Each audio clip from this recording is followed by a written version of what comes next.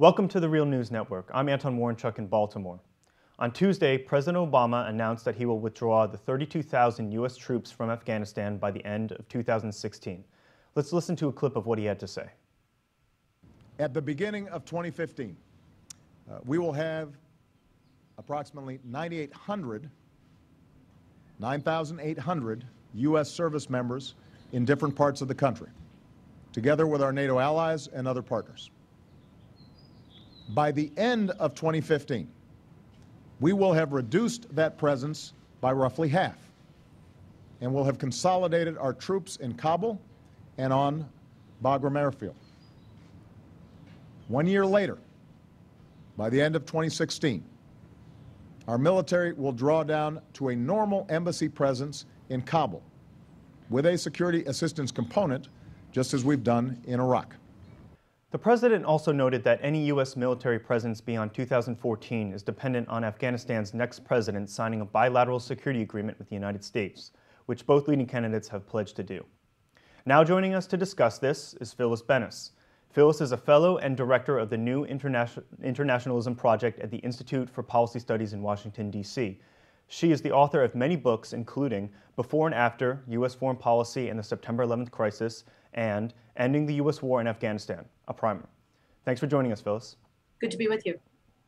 So, Phyllis, what's your response to these remarks? Will they mark an end of serious violence in Afghanistan? No, not by any stretch of the imagination. When President Obama talked about these troop shifts turning a page in Afghanistan, that means turning a page for U.S. troop deployments, not turning a page for Afghans. The violence, unfortunately, will continue. Afghan civilians, unfortunately, will continue to be caught in the crossfire. We're talking about a very clear decision now by the president that there's not even the illusion that the purpose of keeping troops in Afghanistan is to help the people of Afghanistan. It's to protect U.S. interests. He's been very clear about that. The counterterrorism work of these troops that will remain, the 10,000 or so troops, will be killing bad guys. That's what counterterrorism means. When they talk about counterinsurgency, that's when they're talking about the illusion of winning hearts and minds, of protecting Afghan civilians, etc. This is all about killing the bad guys as determined by the U.S. That means that drone attacks will continue, assassinations will continue, and the training of the Afghan military will be in how to kill bad guys. So unfortunately, I don't think we can see this as an end to violence in Afghanistan. Will the withdrawal of these troops also include contractors as well?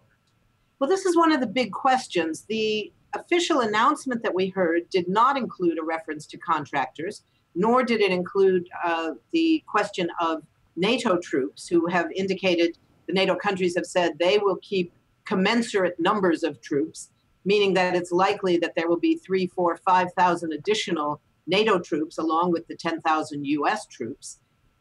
So this remains a very significant question. We saw in Iraq, when the agreement signed between the U.S. and Iraq ultimately did not allow any U.S. troops to stay because the Iraqi government was not willing to provide a grant of full immunity to those U.S. troops. It also said that Pentagon-paid contractors had to leave. That was very important, but because it said Pentagon-paid contractors, it immediately became the basis for shifting the jurisdiction of thousands of contractors who remained in who remained in Iraq doing the same work, but paid officially by the State Department rather than by the Department of Defense, the Pentagon. So we don't know yet what the exact terms will be of the bilateral security agreement that the U.S. is hoping to sign with the next president of Afghanistan. Will that agreement allow contractors to remain? Will it allow U.S. troops to remain and be covered by complete immunity, as the Iraqis refused to do? So, Phyllis, some critics will say that the withdrawal of these troops will that they'll lead to a loss of any of the security gains made by the U.S. and NATO thus far in Afghanistan. What would your response be to that? I think we have to be very careful when we talk about security gains. There is still enormous levels of violence in Afghanistan. The U.S. found, and the words of Barbara Lee, our great heroic member of Congress yesterday in response to this announcement, I think are absolutely true. There is no military solution to the crisis in Afghanistan. Whether you end it now, as many of us have been advocating for years, or whether you wait another 2 years until the end of 2016 to withdraw the troops, that's not going to solve the problem. The additional time is not going to solve the problem in Afghanistan. There is no military solution, and keeping 10,000 troops or 5,000 troops or 100,000 troops isn't going to be able to do it. The so-called security gains that have been won involve primarily reducing the leadership of the Al-Qaeda forces in Afghanistan. They're down to somewhere between 50 and 100 people, but it's been somewhere between 50 and 100 people for several years now. Keeping tens of thousands of U.S. troops there is not going to change that. The security that we do need to talk about, and we'll hear from a few Afghan women, for instance, in Kabul. We'll hear from some others in Kabul who say they are very worried about what will happen when the U.S. leaves. And those fears are legitimate. There are small numbers of women, small numbers of other Afghans in Kabul in particular, who do feel more secure having U.S. troops occupying their city. The reality, though, is for the vast majority of people of Afghanistan, they don't live in Kabul. They don't live in the big cities. They live in tiny villages and scattered hamlets throughout this enormous country.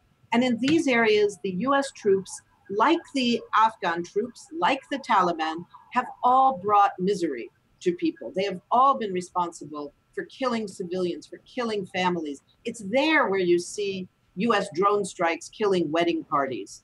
You don't see that in Kabul. You see that in the countryside where the vast majority of Afghans live. So I think we can anticipate, we will hear from some Afghans that they would prefer the U.S. troops remain. But I think we have to go back and say, did the presence of 100,000 U.S. troops and 30 or 40,000 NATO troops solve the problem of Afghanistan? And the answer is no. Keeping them another 2 years is not going to solve the problem either.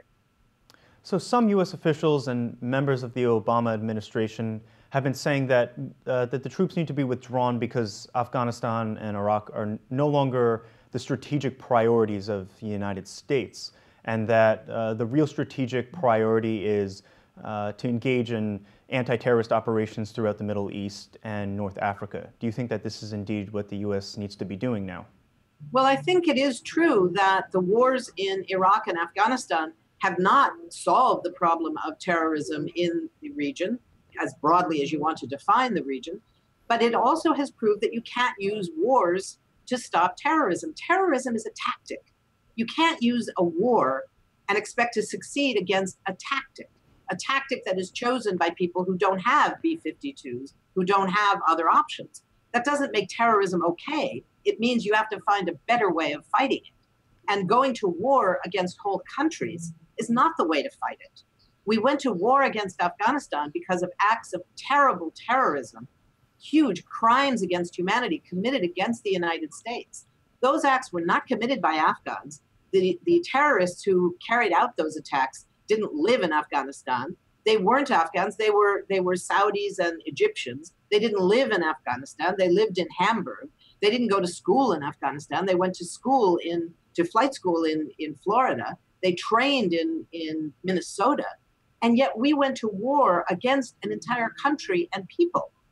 We killed people. We didn't kill terrorism. You don't go to war against terrorism. You go to war against people. And it doesn't work. It's not going to work to transfer the U.S. theater of war to Africa or to other regions where the U.S. sees terrorism as a problem. That's not how you can fight terrorism. Going to war has never worked, and it's not going to in the future. Okay, Phyllis Bennis from the Institute for Policy Studies. Thank you for joining us. Thank you. And thank you for joining us on the Real News Network.